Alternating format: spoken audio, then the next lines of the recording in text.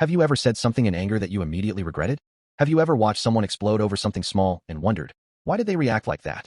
Or maybe you felt a surge of rage yourself, a moment when it seemed like your emotions took control before your mind had a chance to catch up.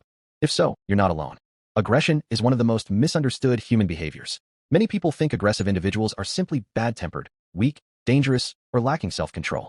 But the truth is far more complex and far more interesting. What if aggression isn't just about anger? What if it's actually your brain trying to protect you? And what if understanding aggression could help you improve your relationships, lower your stress, and gain greater control over your emotions?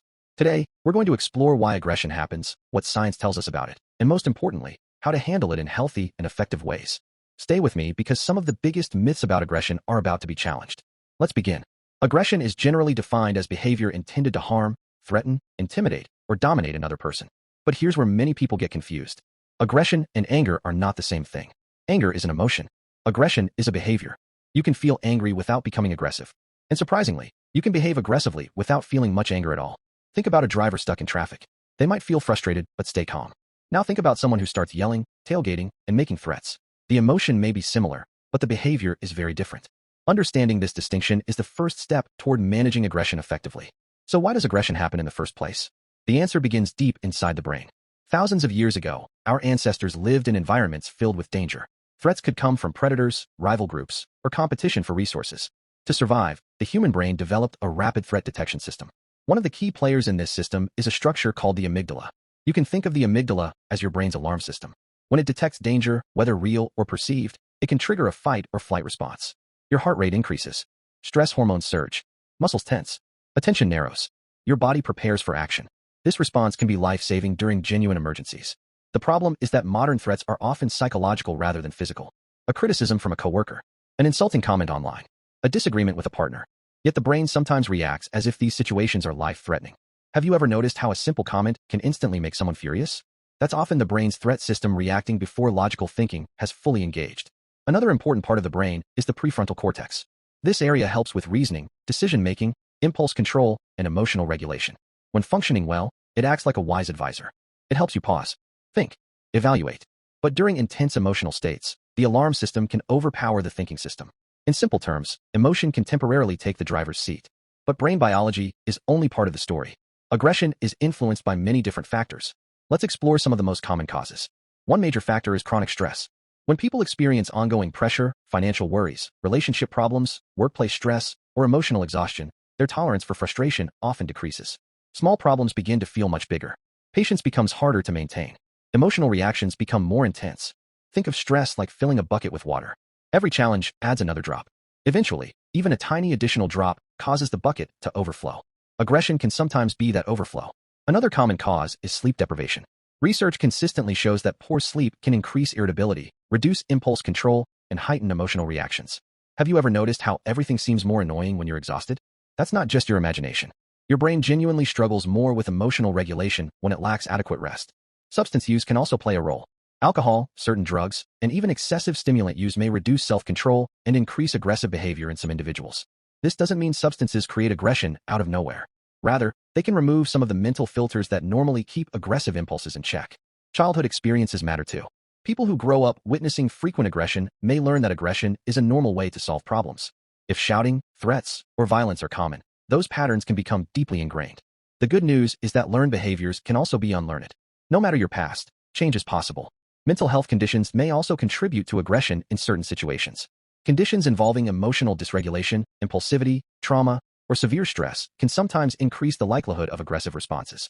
However, it's important to remember something crucial. Most people with mental health conditions are not violent. This is a harmful myth that needs to be challenged. Mental illness does not automatically equal aggression. In fact, many individuals with mental health challenges are more likely to suffer harm than cause it. Now let's talk about warning signs. How can you tell when aggression is building? Many people only recognize aggression once they've already exploded, but there are often early signals. You may notice a racing heart, tight muscles, clenched fists, a tense jaw, rapid breathing, feelings of irritation, negative thoughts repeating in your mind, an urge to argue or prove a point. Recognizing these signs early gives you an opportunity to intervene before aggression escalates. Imagine you're driving and notice the fuel warning light. You wouldn't wait until the car stops moving. You'd take action early. Emotional warning signs work the same way. The sooner you recognize them, the easier they are to manage. Now here's a question for you. What usually triggers your anger? Take a moment to think about it. Is it disrespect? Feeling ignored? Unfair treatment? Stress, criticism, identifying your personal triggers is one of the most powerful tools for self-awareness. Because you can't effectively manage what you don't understand. Let's bust a few myths. Myth number 1. Aggressive people are simply born that way. Reality, biology plays a role, but environment, experiences, habits, stress levels, and learned behaviors all contribute. Myth number 2. Venting aggression always helps. This one surprises many people. While expressing emotions can be healthy, repeatedly rehearsing anger or acting aggressively often reinforces those pathways rather than reducing them. Imagine practicing a skill every day. You become better at it. The same can happen with aggressive reactions. Myth number 3. Staying calm means being weak. Actually, maintaining composure under pressure often requires tremendous strength. Anyone can lose control. Real power is the ability to stay in control. So how do we handle aggression effectively? Let's explore practical strategies. The first strategy is creating a pause. This sounds simple, but it's incredibly powerful. When you feel aggression rising, pause before responding. Take a breath. Count to 10. Step away briefly if possible. Give your thinking brain time to catch up with your emotional brain. Even a few seconds can dramatically change the outcome of a situation. The second strategy is controlled breathing. When aggression activates the body's stress response, breathing often becomes shallow and rapid. Slow breathing sends signals to the nervous system that the threat level is decreasing. Try inhaling slowly for 4 seconds, holding briefly, then exhaling for 6 seconds. Repeat several times. This simple technique can reduce physiological arousal surprisingly quickly. The third strategy is challenging your thoughts. Aggression often grows from interpretations. For example, they did that on purpose. They don't respect me. This always happens. But are those assumptions necessarily true? Sometimes the answer is yes. Often the answer is no. Learning to question automatic thoughts can prevent unnecessary escalation. The fourth strategy is physical activity. Exercise helps reduce stress hormones, improve mood, and release built-up tension. You don't need an intense workout. A brisk walk can make a significant difference. Many people find that problems feel less overwhelming after moving their bodies. The fifth strategy is communication. Instead of attacking the other person, focus on expressing your feelings and needs. Compare these two statements. You never listen to me. Versus, I feel frustrated because I don't feel heard. One creates defensiveness. The other creates understanding. Small changes in communication can transform relationships. Let's consider a real-life example. Imagine a parent comes home after a stressful day. They're exhausted. The house is messy. The children are arguing. Within seconds, they feel anger building. An aggressive response might involve shouting and punishment. But a healthier approach might involve recognizing the warning signs, taking a few deep breaths, and responding calmly. The situation may not change immediately, but the outcome is likely to be far better. Aggression often creates more problems than it solves. Calm leadership tends to create better results. Prevention is equally important. Managing aggression isn't only about handling it in the moment. It's about creating a lifestyle that supports emotional regulation. Prioritize sleep. Maintain regular physical activity. Eat balanced meals. Limit excessive alcohol use. Develop healthy coping skills. Build supportive relationships. Practice stress management. These habits strengthen emotional resilience over time. Think of emotional control like physical fitness. You don't build strength during an emergency.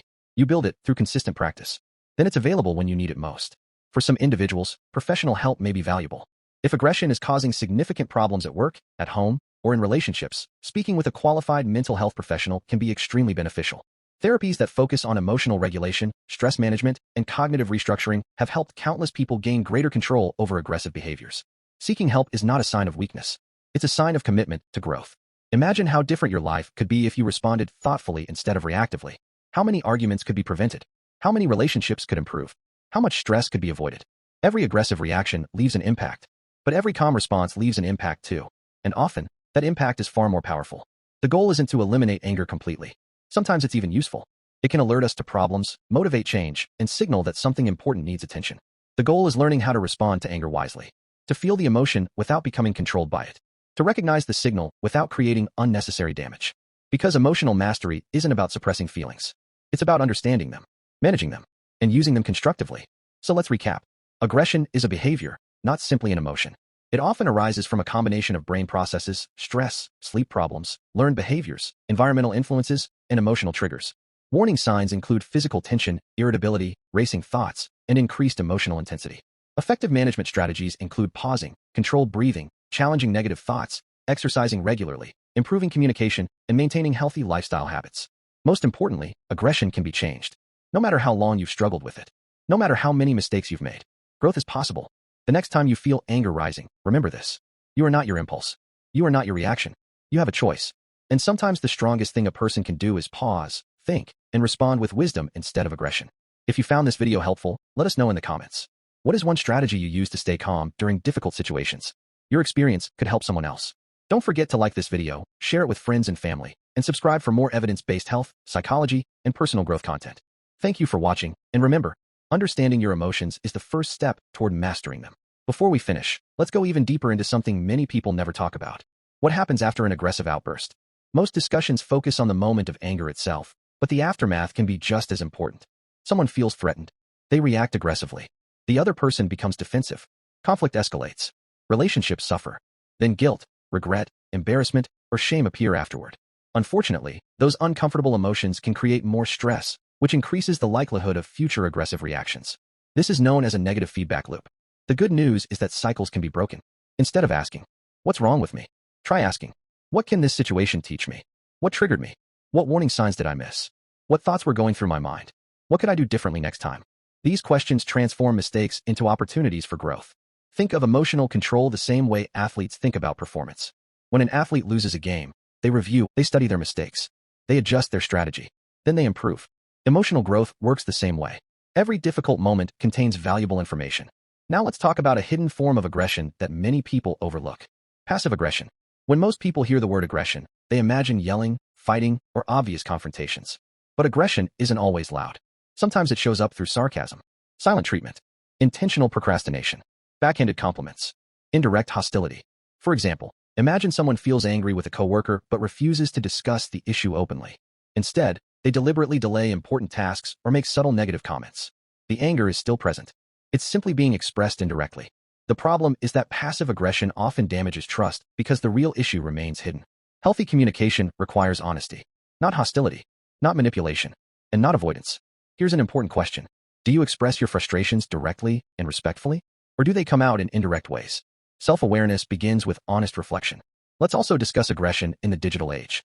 Social media has changed the way people communicate. Online interactions often remove face-to-face accountability. People may say things online that they would never say in person. Comments become harsher. Arguments become more intense. Misunderstandings spread quickly. Because digital communication removes many important social signals. You can't easily see facial expressions. You can't hear tone of voice. You can't always understand intent. As a result, the brain may misinterpret neutral comments as hostile ones. The next time you find yourself becoming angry online, pause and ask yourself, am I responding to facts? Or am I responding to assumptions? That single question can prevent countless unnecessary conflicts. Another fascinating aspect of aggression is the role of emotional intelligence. Emotional intelligence is the ability to recognize, understand, manage, and respond effectively to emotions. People with high emotional intelligence don't avoid emotions. They become skilled at navigating them. They notice emotional changes early. They understand what triggers them. They communicate clearly. And they recover more quickly from stressful situations. The encouraging news is that emotional intelligence can be developed. It's not a fixed trait. Like any skill, it improves with practice. Every time you pause before reacting, you're strengthening emotional intelligence. Every time you choose understanding over hostility, you're strengthening emotional intelligence. Every time you respond thoughtfully rather than impulsively, you're strengthening emotional intelligence. Small decisions repeated consistently create lasting change. Let's imagine two people facing the exact same situation. Both receive harsh criticism at work. The first person immediately reacts. They argue, raise their voice, become defensive. The conflict grows. The second person feels the same emotional discomfort but takes a different approach. They pause, take a breath, listen carefully, ask questions.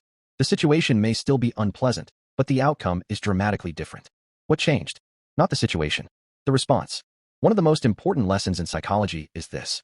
We cannot always control what happens to us, but we can learn to influence how we respond. That response often determines the quality of our relationships, our careers, and our overall well-being. Now let's talk about forgiveness. Holding on to anger is like carrying a heavy backpack everywhere you go. At first, the weight may seem manageable, but over time, it becomes exhausting. Every new frustration feels heavier. Every conflict feels more intense. Forgiveness doesn't mean excusing harmful behavior. It doesn't mean forgetting. And it doesn't mean allowing people to mistreat you. It means releasing the emotional burden that's hurting you. Sometimes the person who benefits most from forgiveness is the one doing the forgiving. As we move toward the end of this discussion, I want you to consider something powerful. Think about the strongest person you know. Not necessarily the biggest. Not necessarily the loudest. Not necessarily the most intimidating. Who comes to mind? Chances are, you're thinking of someone who remains composed during difficult moments. Someone who stays calm under pressure. Someone who inspires trust rather than fear. Real strength isn't measured by how aggressively you can react. Real strength is measured by how effectively you can remain grounded when emotions run high. That's the kind of strength that builds families. strengthens communities, creates leaders, and transforms lives. So here's a challenge for you. Over the next week, pay close attention to your emotional triggers. Notice what situations create frustration. Notice how your body responds. Notice the thoughts that appear. And when you feel aggression beginning to rise, practice a simple 3-step process. Pause. Breathe. Choose. Pause before reacting. Breathe to calm your nervous system. Choose the response that aligns with your values rather than your impulse. At first, it may feel difficult. That's normal. New habits always require practice. But every successful pause strengthens the pathways that support emotional control. And over time, those pauses become easier. Eventually, what once felt impossible becomes natural. It is a behavior pattern that can be understood, managed, and changed. Every day offers a new opportunity to practice. Every challenge offers a new opportunity to grow. And every difficult moment offers a new opportunity to become the person you want to be. The goal isn't perfection. The goal is progress. One calmer conversation. One better decision. One healthier response at a time. Because lasting change doesn't happen all at once. It happens one choice at a time. And those choices have the power to change not only your life, but the lives of everyone around you. Thank you for staying until the end of this video. If this discussion gave you a new perspective on aggression and emotional control, leave a comment below with the word control. Let us know which strategy you plan to use first. Be sure to like, share, and subscribe for more health, psychology, and personal development content designed to help you build a healthier mind and a stronger life. And remember, the strongest reaction is not always the loudest one. Sometimes the strongest reaction is the one you choose not to have.